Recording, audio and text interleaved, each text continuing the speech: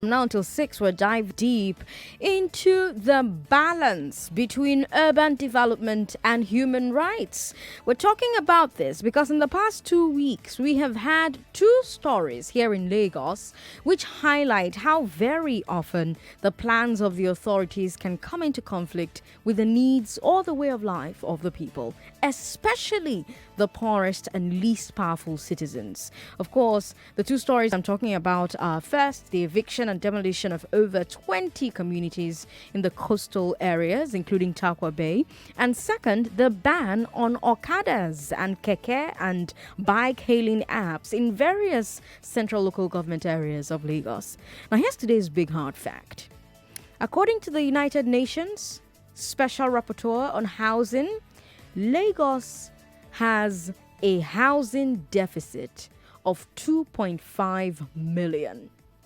And 2/3 of Lagosians live in slums or in substandard housing. So we all know that to achieve its developmental goals, government is at times bound to take actions that will inconvenience some citizens or even cause some pain. But the idea is that, number one, the pain and inconvenience should be temporary. Number two, government should put in place measures to reduce the pain and inconvenience. Number three, government should compensate citizens whose legitimate rights or property have been violated by its policies.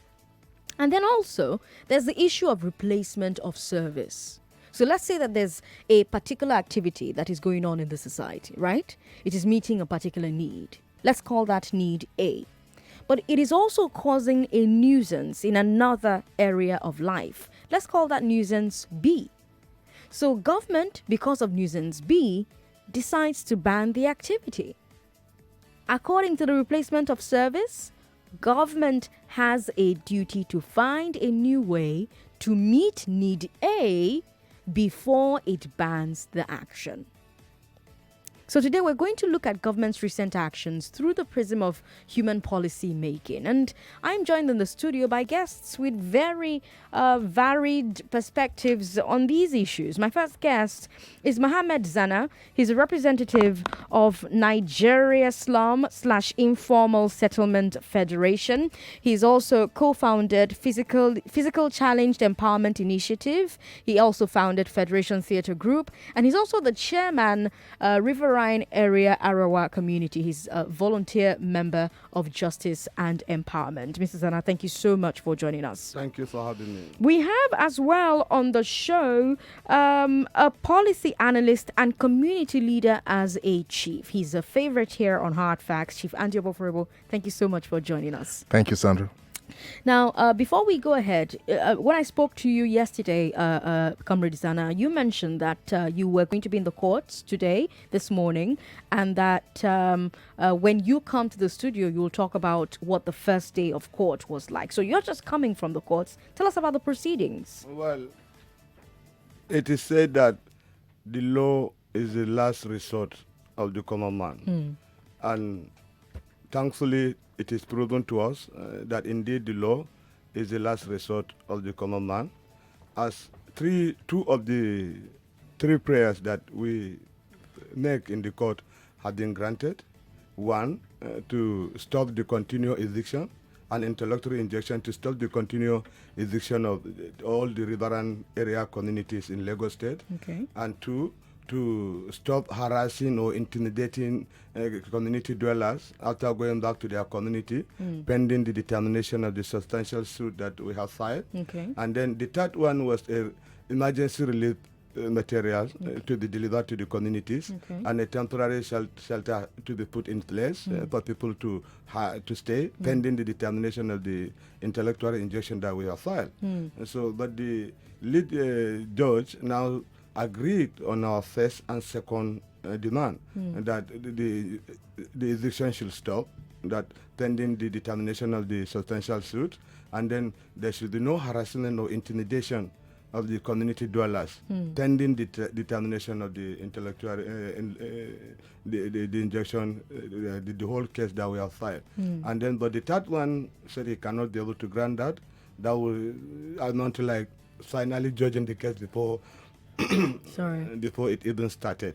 But we are relieved with the first two. Okay. That at least people can confidently go back to their homes. Okay. And the bulldozers that have been terrorizing us will now cease to exist in our community. Okay. And nobody will also harass and intimidate us in our community. So at least we have some hope that even the next case and the end of the judgment will surely judge in our favor. Who was on the other side of this suit? Yeah, on the other side of the suit, we have the Nigerian Navy, Okay. who are the very agents of the government that are on ground forcibly evicting our communities. Okay. And then the defense headquarters, Okay. who were they send their boys to do those things. Okay. So the court has ruled that they should not, or through their agent or through anybody, continue to evict our communities or harass the dwellers in the community, which is wonderful. Okay. Now, the community and the government do not appear to agree on any fact at all, Comrade Sana. Yeah. The Navy says that it stepped in to stop the illegal theft of petroleum products Yeah. from NNPC pipelines. Yeah. Now, my question to you is, Yeah. are there pipelines in Tarkwa Bay? There is no pipeline that passed through Tarkwa Bay. The NNPC Atlas Corp jetty, the main facility, is in Tarkwa Bay. But the pipeline did not pass through Tarkwa Bay. You understand? So we are nowhere near the pipeline. We are nowhere near the pipeline. And furthermore, if they are talking of people are committing crime, people are vandalizing places, there are people that have been stationed there to make sure there is no vandalism, to make sure there is no crime. And how are those people stated there? We have a military base in Tarkwa Bay Island. We have Navy base in Tarkwa Bay Island. We have the divisional police command. It's not just some police post, a divisional command in Tarkwa Bay. And then we have the civil defense. Some of you went with the Navy to the island. They did take you around the pipeline, and you see how civil defense officials are all over the pipeline, together with civilian militia. They call them PEPCON. They are all there. They all cover the pipeline. And then coming into Tarkwa Bay, our community jetty is mounted by a Navy guard force. The third jetty, the second jetty, they call it Chinese jetty, is mounted by custom and Navy joint guard force. And then we have another guard force at the beach, which is also mounted by Navy. So you see, there is no way anything can move in and out of Tarkwa Bay, because even on the waters, because Tarkwa Bay is the sea border into Nigeria. As a result, all the security agencies you normally see in a sea border, in an ordinary border, we have them right there. Just like you see, like 20 checkpoints in semi-border. Likewise, we have more than 20, 30 boats. We have Navy gun boat. We have police gun boat. We have the custom gun boat. We have the immigrations. We have the NDLS. They are all over the waters. I am just a civilian. I'm just a civilian. I don't have a gun, nor a stick, nor a knife. And it's not my statutory responsibility to secure anything. These people are the people with the statutory security responsibility, and you cannot walk 20 or 30 meters without coming across an uniformed man with a gun. So therefore, where and how did the vandal operate in the mix of all these security apparatus? So the government cannot go on chasing a shadow inside of the substance, holding the wrong end of the stick, when the actual people that they're supposed to ask, and how come this is happening, are the security guard you hire to secure the property. Now, let me ask you, Comrade Zana, the Navy also said that it demolished houses that were built on top of pipelines for the purpose of hiding vandalism and siphoning activities. Have you ascertained whether or not all the houses and dwellings that were demolished were on top of pipelines? Okay, let's say the NNPC facility is in the west. Okay. And the pipeline went west. And then you went all the way east and start evicting communities. The pipeline is this way. You are evicting this way. So how did it connect? The community like Okwanyo that has been evicted, it's way far away from the pipeline. Community like Okwanyo that had been in Aghogho that had been evicted, it's way away from the pipeline. Community like Ibutoko that has been evicted, it's way far away from the pipeline. And then from where Ibutoko stand, you are seeing the NNPC facility just right there in front of you. And then, how come NNPC is just right there and people are vandalizing just next to them, if indeed there is the vandalism? What are they doing? Where were they looking? How come? So the actual people that are supposed to answer the question is not the poor slum dwellers who have no any power to do anything. But we have people with guns and everything that it is their power to arrest and prosecute. Let them go and ask the police, ask the Navy, ask the civil defense, and all the other ones that have been guarding that very program over the years. Let them bring out their record of conviction, their record of arrest and prosecution to prove that the case overwhelming them is the reason why they are doing what they are doing. They didn't give us any evidence. They just come out, oh, it is vandalism and talking to the gallery based on sentiment and evicting people because Takobe is completely cut away from the rest of the city. So if you have not been there, you wouldn't know anything. You will assume that it is just us and the pipeline, and that's how we are doing what we are doing. Okay. Now let me talk about root causes. Chief Oboh, let me come to you. The shanties and the slums that were demolished, they only exist because there's a demand for them. There is demand because the system has failed these people who live in these conditions. In what ways did the system fail, Chief Oboh? Why do we have slums? Simply put, first and foremost, I think we have to realize that when these kinds of actions take place, it is simply government acknowledging its own failure to take care of its people, but rather than facing that failure head on, it responds with aggression towards its people. These communities should have all the same infrastructure as a Lekki Phase 1 or an Ikoyi, or even better. They should have roads, they should have electricity, they should have good housing. The reasons those things don't exist are the same reasons why they don't exist in other parts of Lagos or parts of Nigeria, but it's just made worse there. Simply because government has failed to make the proper investment over the years, over the decades. Government has failed to make investment in basic infrastructure. Government has failed to make investment in the things that create the enabling environment for an economy to grow. If the Lagosian economy had been growing at the speed it should have been growing, people would have better jobs. People with better jobs will be saving more money. Money saved will be in the hands of the banks. The banks will have more incentive to lend. You would be able to get more mortgages, which would encourage real estate investors to put more money in and build more houses because there's a demand for those houses. But that's not happening because our economy is not big enough for our population. And people will say all the time, oh, we have slums in Lagos because too many people are coming into Lagos. And anytime somebody says that to me, I always want to respond to them, Lagos isn't too small, your thinking is too small. Because there are cities that are far bigger than Lagos all over the world, far more populated than Lagos, with far less land than Lagos even, but they don't have the same problems we have here in Lagos because their economies were big, their cities were properly planned, their government is on the ball, and so they are able to build enough to take care of all their people. But those people will tell you that there are also lots of homeless people in some of those cities. The homelessness situation in Lagos is far worse than you would see in cities of its size or larger in the world.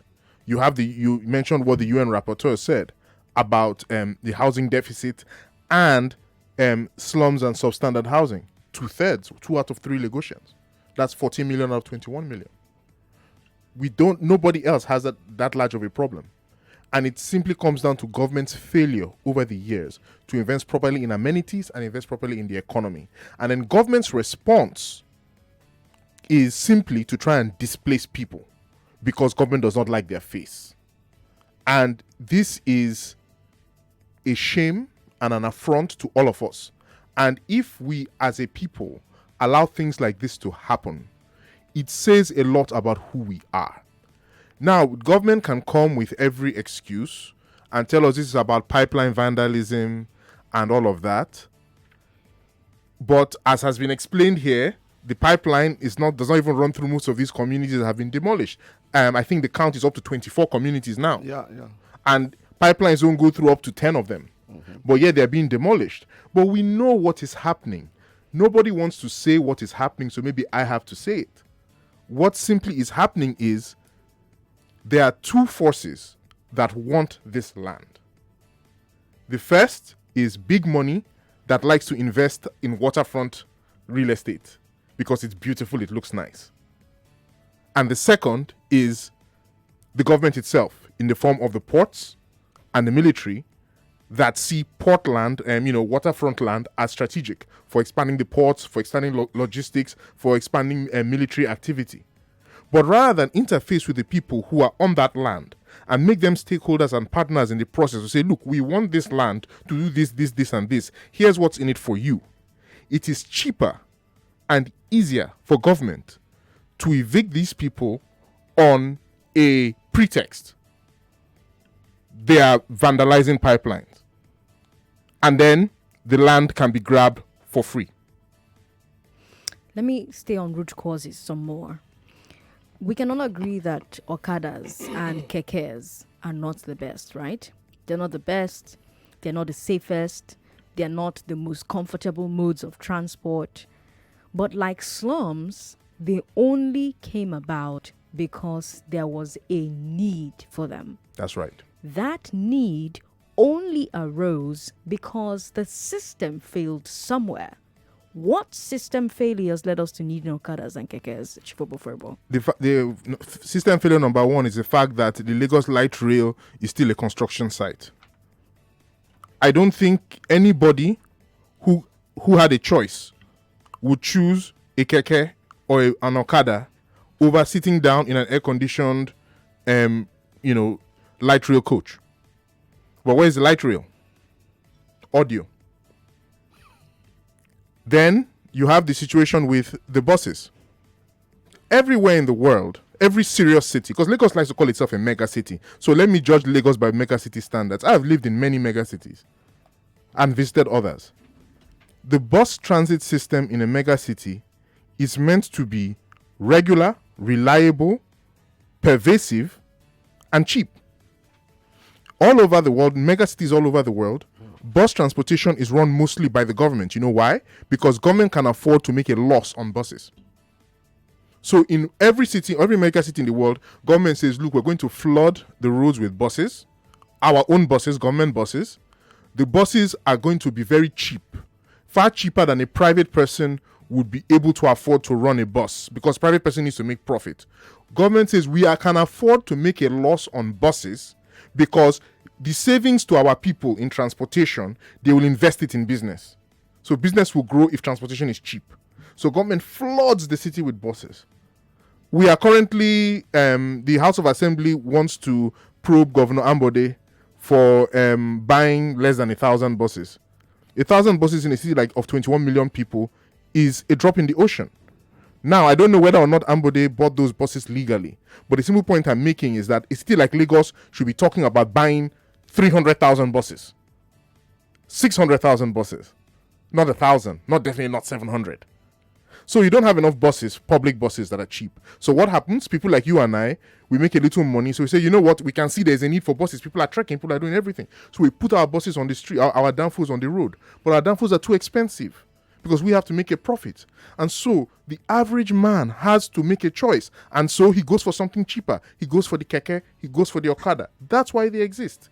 Because government has failed to provide a solution, a cheaper, safer solution. Then now, after people have managed themselves and have found a solution and are working with it, government steps in and without bringing an alternative, decides, you know what, we're going to ban this, we're going to restrict this, and have people walking again. So yet again, and this is the story of the Nigerian citizen when it comes to governance. Government takes money, fails to provide services. We, the citizens, find a way around that problem. And then government wakes up one day and decides, no, this is your solution, we don't like it, ban. Root causes. Okay, if you just joined us, welcome. We're having a conversation on the show about trying to find the balance between urban development and human rights. We're talking about these issues because in the past 2 weeks, we've had two stories here in Lagos which highlight how very often the plans of the authorities can come into conflict with the needs or the way of life of the people, especially when those people are poor, especially when those people are not as powerful as the government. We are hinging this conversation on the eviction of over 20 communities in the coastal areas, including Takwa Bay, eviction and demolition of over 20 communities in the coastal areas, including Takwa Bay, and the ban on Okada and Keke and bike hailing apps. On the show with me is a representative from the Slum Dwellers Association. They're called Nigeria Slum slash Informal Settlement Federation. He's also the founder, Freedom Media for Change. He co-founded Physical Challenge Empowerment Initiative. He also founded Federation Theatre Group, and he's the chairman of Riverine Area Arewa Community. He's also a volunteer member for Justice and Empowerment. I'm talking about Comrade Mohammed Zana. And you heard before I started speaking the voice of a policy analyst and community leader in the form of a chief, Chief Andy Oboh. What are your thoughts on the points that have been made so far? We have so many other areas that we need to address, but I would like to hear from you who's listening to the show at home, in your office, in your car. 01277 0993, 01277 1993, 01277 2993, and 01277 3993. You can also send me a message via WhatsApp. WhatsApp is 080 959 75805. Hello. Hello. Good evening. Good evening. What's your name, sir? Augustine from Uganda. Go ahead, Augustine. Yeah.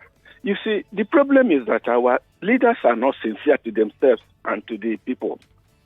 What Mr. Andy said is the correct thing. Okay. Because, these people have been living there. How can you station, Navy, you station police, you station civil defense, and you still complain that these people are siphoning petroleum products? They should be. Our leaders are not sincere. What he said is correct. There must be interest in those areas. That's the problem. Thank you. Thanks for calling to share your thoughts. Hello. Good evening, Sandra. Good evening to you. What's your name, sir?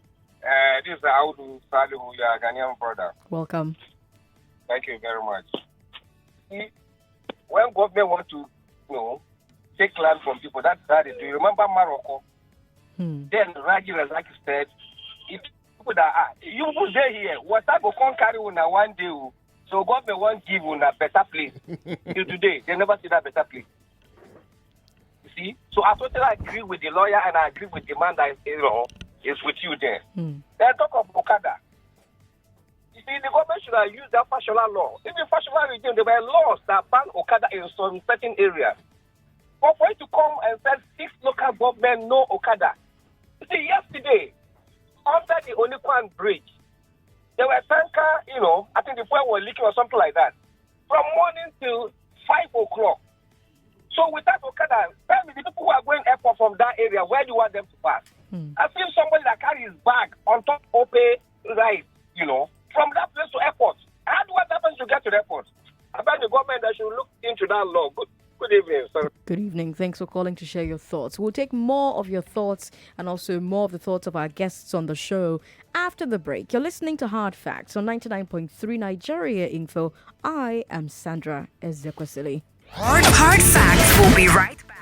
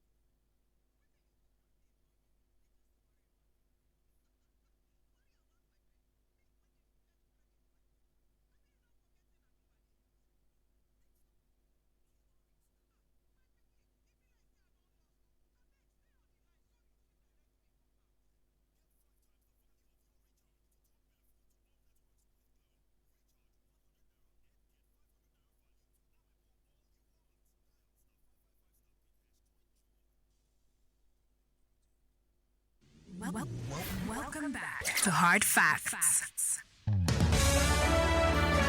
Lagos on Hard Facts today. We're talking about the balance between urban development and human rights. On the show with me is a policy analyst and a community leader as a chief Andy Oboh, as well as a representative of Nigeria Slum/Informal Settlement Federation, Comrade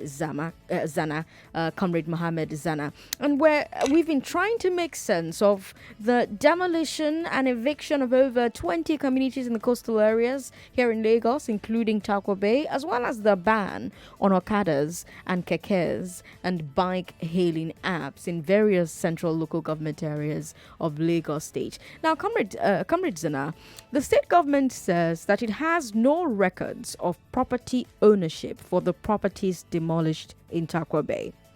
How old is the community on Takwa Bay? Is it a traditional community? What legal rights does it have, if any?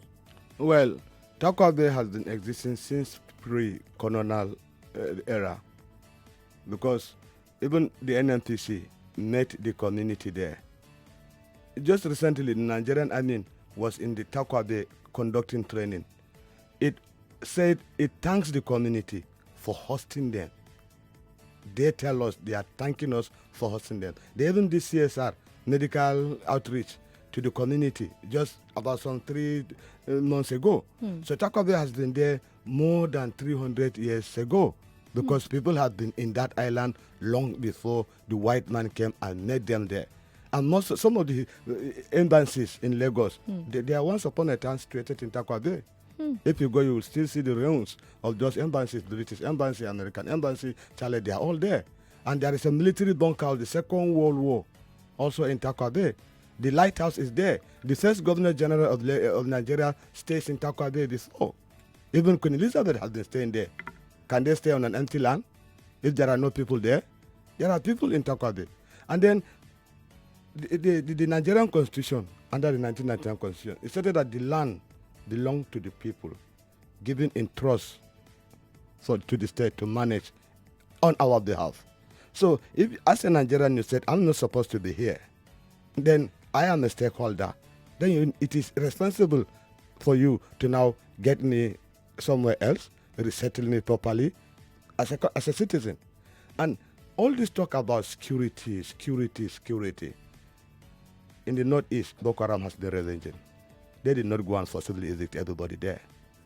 When Buhari first came into power, before then oil, we are exporting like 2.2 million barrels of oil. And the price of oil was like $80-100 per barrel. And when he came in, out of anger and stuff, Niger Delta militants started bombarding the pipeline. And the amount of crude oil Nigeria is exporting come down under 1 million barrels. And oil price came down under $40. That did not necessitate the federal government to go and forcibly evict the whole of Niger Delta, because Buhari has a baggage of promise that he has to fulfill, and the only money he can use to do that is in the oil, and they are vandalizing it. That didn't necessitate going to forcibly evict the whole of Niger Delta. Collective punishment is not the way forward to fight crime. Now, they say street trading is illegal. Our slum dwellers are the street traders. You arresting us from our street, you charge us for street trading, you charge us for hawking on the street, and then you take us to some mobile court, and you make us pay fine upon fine until we can no longer have capital to invest. Then you now pick us on the street for no visible means of livelihood, and still take us to the mobile court and charge us and fine us 30,000 naira, 60,000 naira. And you say this guy has no visible means of livelihood, and yet you are finding him 30,000 naira, 40,000 naira. And if they cannot pay, you congested the prison while they are talking of the congestion. As a result, people that are not supposed to be in prison end up locked up in prison, meeting with armed robbers and criminals. So by the time they come out, instead of reformation, they get upgrading to more out of anger and frustration of the system. That's how some people become criminal. It's not that they choose to be criminal, because the system keep pushing, evict them from their homes, build high-rise estate that they cannot afford. Demolish our market like Oyinbo market had been built. How many years has it been occupied till today? Jankara Market has been demolished. How many years? They did the second the demolition of Jankara Market just a while ago. And then Sangros Market is lying there fallow. There's nobody in it. They have demolished the market. Who will ever imagine where the traders are today? They push them out on the street and they start hawking the street, and you pick them on the street and you take them to court. They ride Okada, you arrest them. They import the Okadas, collect duty on the Okadas, do everything on the Okadas, and then when you go and buy it, and then they come and seize it and dismantle it. And who are the people importing the Okadas? Who are they? Who are the people importing the generators? And community like Takwabe, like Aghogho, like Okwanyo, all of these are our communities. We have never had electricity. We never have functioning health centers.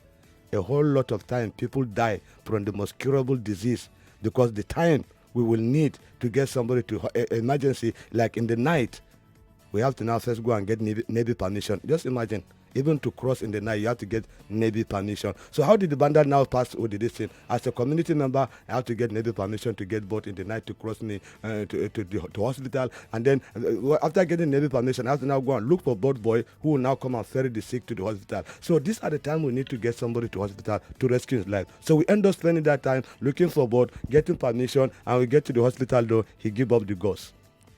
4 years ago, when Buhari came into power, they sent a powerful delegation from Abuja to come and sit with the community and join force with the community to see how they can fight this menace of vandalism. We make recommendation as a community. I say, well, 80% of our population from here all the way to Ijegun waterside, be it Tamaro, be it Aghogho, be it Idutoko, be it Ikate, be it Okun Glass, be it Itoagon, Igbologun, 80% of the population are youth. They don't have skill. Let NNPC help us build skill acquisition centers in our community and skill our youth. The pressure on NNPC to provide job to our youth will disappear once they did that. Because many a times companies come through NNPC and ask our youth what skill do they have. They don't have any skill. As a result, the only use our youth are for is fetch the water, mix the cement, mold the block, build the structure. Then outsiders will now come in, collect salaries, monthly salaries, enjoy air conditioning in our community, a Christmas bonus and everything, while the only good we have for is the back-breaking job. So help us with a skill acquisition center, skill our youth, and they can go looking for job elsewhere and live and develop our community. We don't have electricity. We have thousands of generators. Give us electricity. We will have no need for generators, let alone worry about how to get fuel to power our generators. We don't have cars like in the city. We have boats for fishing. We have boats for logistics. We have boats for transportation. They all need fuel. And we don't have a single filling station in the whole of the Riverine area. That's right. Give us like one filling station in Takwabe, put one in Sabokoji, and then one at Elisha. If you did that, you have need our community need. We can get clean fuel from a filling station. Who will bother about buying a vandalized fuel that somebody go and vandalize and brought when you have clean oil that cannot damage your engine and buy a fuel that can damage your engine? The delegation that lead that delegation, they were clapping. They said this is a wonderful suggestion, that this is what they are going to take to Abuja and table before the presidency. Up till today, we didn't see any of those things.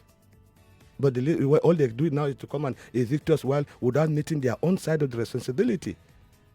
And with all the security forces they have in that community, if there is anybody to answer any question for what is going on, it is the security you give to secure a property, and you came back and made the property damage. He should be the one to answer the questions. And if they really want to find the truth, let them call in their EFCC, their ICPC, and let them start investigating the access, both secret, hidden, and non-access of every security officer that has been designated in that Takwabe from the right time the security of the pipeline started till today. Let them go and check their finances. Let them go and check their assets. They will find the truth right there, but not the poor. Chief Oboh. I want to touch on something that Sandra just talked about, yes, which is the absence of filling stations, right? So it's tied into the same thing where we talk about the absence of electricity. Basically, you have these communities, these areas, where government has abdicated its responsibility. Government has failed to provide infrastructure there. And because there's no infrastructure there, then also big business doesn't come in. So filling stations don't go there. Now, the military, the Navy has been saying repeatedly and showing the press, when the press follows them on tours of Takwa Bay and other places, they've been showing them these pits, these wells where fuel has been kept. Now, what surprised me is that nobody was asking the military, well, we can see the pits, but why are you convinced that the fuel in these pits is coming from pipelines when pipelines are not there? So let me, as a chief, I'm also a chief from a riverine area. I'm from River State. My community is there. It's also a waterfront community. So I know most Lagosians are not water people. So let me explain to the listener what was really happening with those pits. What happens is people have to cross the water to buy fuel because there are no filling stations on the island, on that particular island. So they go and they buy the fuel. So imagine if each time you wanted to buy 1 jerrycan of fuel, you had to cross the water and pay for a boat. It doesn't make sense. So what people do is they buy fuel in bulk and put in reservoirs. And if the people do not have the resources to build a proper reservoir, what will they do? They will dig a pit and line the pit with cement and dump the fuel in there. And they turn themselves into mini filling stations for their neighborhoods. Yes, but who's to say that that's actually the situation and that these people are not actually truly siphoning fuel? Innocent until proven guilty, Sandra. That fuel could have come from vandals or it could have come from a legitimate filling station. But the simple point I'm making is that on the face of it, that pit full of fuel, the only thing it definitely proves is there was an absence of filling stations on that island. The only thing it definitely proves is that that island has been abandoned by government, abandoned by the formal sector, that the back of the society has been turned on that island. That is what that pit is proof of. So if anybody should be punished for the existence of those pits, it is not the people who have been forced to dig them, it is the society and the government who put them in that position. Now, I want to also touch on the initial question you asked, which was, how long have those communities been there? Now, you see, we have a problem here in Nigeria because everything that Mr. Zana described about the way the Nigerian government has approached these communities is completely identical to the way the colonial master approached Nigerian communities. They come first with a beg and end with komot. They first come with, please give us a little land. We need it. Then after taking some land, they eventually start saying, no, we are the rightful owners. World War II, the military came to ask for space at Takwa Bay. Who were they asking for the space from? We should never forget that before there was a Federal Republic of Nigeria, there were hundreds and thousands of independent communities. And we have all come together to make Nigeria. And the idea that the Nigerian government will pretend that these communities did not exist before 1960, and so now all this land belongs to the government, is false. It is patently false. But let us even say, for the sake of argument, that this community did not exist before now. But they exist now. Now they exist. And for at least 20 years, they've been there in Takwa Bay.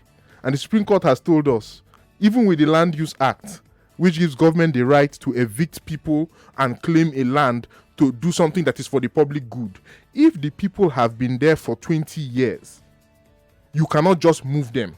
You have to go to court. Even a criminal, you suspect a criminal, you cannot demolish a criminal's house until you've taken him to court. And the court agreed with you. Yes. The penalty for crime is arrest and trial and eventually imprisonment, not demolition of property. What the government did is salute health, resorting to salute health. Exactly. Something if I had said another citizen do, I could have been in prison by now. You understand? The law said you need to go to court, even as a landlord with your tenant. You can give him the house, but it's up to the court to evict the tenant. But some people will quote the Land Use Act and tell you that government has a right to that land. But who is the government? Government may have the right to the land. Like the point that Mr. Zana just pointed out. You are my landlady. You have rented a house to me. It's your house. You own it. Mm-hmm. My lease has expired and I decided not to leave your house. Mm-hmm.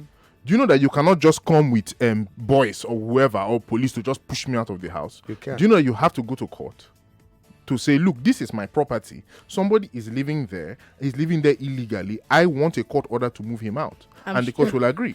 A lot of tenants in Lagos are listening to you like, really? Really? Hold on. Say it again, please. Let him repeat. But that's the fact. That's the fact. That's the fact. And you know, the law is also very explicit. The limitation law. The state has the right to move any of us from wherever we are, even if it's you have a C of O. The government can move you under the Land Use Act, but one, there must be a legal process for it, and two, there must be compensation. So my second question is, have the people of Takwabe been compensated? Was compensation discussed with them before the Navy went in there? You know? And it is just a very straightforward thing. Land Use Act does not, it's a law. It does not encourage lawlessness. And this eviction was done lawlessly. Okay, let's come to the phone lines. You're itching to join the conversation. I can see by all the lines that are ringing. 012770993, 012771993, 012772993, 012773993. That's our studio number. But WhatsApp, a lot of people sending us messages, and so I'd like to talk to those people. WhatsApp is 080-959-75805. Philip from Oboh says the government intentionally denied those communities the basic amenities because they are already settled there. Rather, the government evicted them forcefully so that they can build estates just like Banana Island so that they can make profits from them. Good evening, Sandra. It's too early for the governor of Lagos State to start kicking Lagosians with poor policies. Takwa Bay or Kada Band, you cannot leave the cat and start chasing the rat for stealing meat. Police, army, navy, civil defense should be questioned because they are corrupt in this issue. And State House should stop using the military for mass destruction going on at the Bay because that is unacceptable. This is a mass land grabbing by force. And I demand that Mr. Governor and House of Reps do not hide under the cloud because they need to come out and say something. All right, Olaide, very strong words. We've got another person who says that my guest got the government by the throat with that view of them trying to take what belongs to the common man by the gun. This militaristic attitude can only end if we make attempts in resisting them. We own the government and accounts should be given to us, but ignorance has transferred this ownership to those we give office on trust. Same thing happened at Yanowaro years back. Ajuluchuku sending that message. Hello to you. Good evening. Thanks for calling. Yeah, good evening. Good evening. Yeah, this is Chris. Go ahead, Chris. Okay. My dear, honestly speaking, I cannot sympathize with the people of South Africa. See, I actually went online to watch the video of the building. See, it's a sorry situation. It's a sorry sight to behold. Thank you. However, if I should, let me just comment on what the both girls, they have actually made a valid point. Honestly speaking, it baffles me that in this part of the world, government, is just seen as, a human being doesn't really matter. That's fundamental human right. Face the backside when it comes to government issues. That when it happens that, you are not, as a citizen, criticizing them now, they take it upon themselves that, the citizen is now pushing for talking to them, addressing them, and saying sort of words. As you can see, they are pushing for the one, or haven't had it before. Then we have what they call hate speech. These are one of people have been pushed down so much. People have been pushed to the wall. Honestly speaking, just like they lightly pointed out. Every citizen have his or her right to his property. Let alone, we're talking about land, ancestral land that their ancestors, some of them, their forefathers have been buried there. They have been living there for generations. So, it's not really right. Chris, thanks for calling to share your thoughts. Now, Chief Oboh, safety and crime are some of the reasons that government has given for banning Okada and Keke, right? First of all, do you agree with those reasons? And second of all, what do you think the positives and negatives could be of this ban? All right. So government has said they want to ban Okadas because and keke because they are used for crime, and then also there's lots of accidents caused by them. Well, I found that I did some research before I came on. Do you know that the number one source of embezzlement in Nigeria is government? So maybe in order to prevent government embezzlement, we should ban government. Yeah. Maybe. Yeah. Let's ban presidents and governors and House of Assembly members. Just for a while to figure out what's going on, since the answer to crime taking place in a particular activity is to ban the entire activity.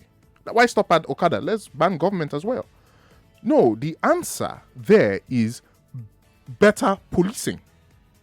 Government should wake up to its responsibility and police. There are accidents with Okadas because LASMA and the police and everybody and VIO, everybody else responsible, are not doing a good job enforcing traffic laws. They're not doing a good job ensuring that only people who are licensed to drive are driving. They're not doing a good enough job ensuring, speed limits are kept. No matter where you are in the world, if the law enforcement officers are not doing their job, people will break the law. So, and then the idea that, Okada is being used by armed robbery, this is profiling. It's profiling.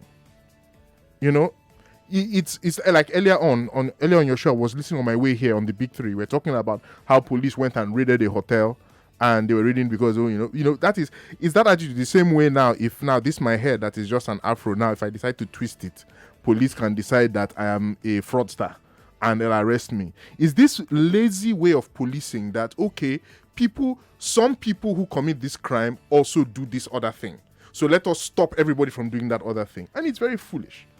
But so I don't even agree with the premise on face value. I believe they should do a better job simply policing. But you see, but you notice, Sandra, it's the same thing.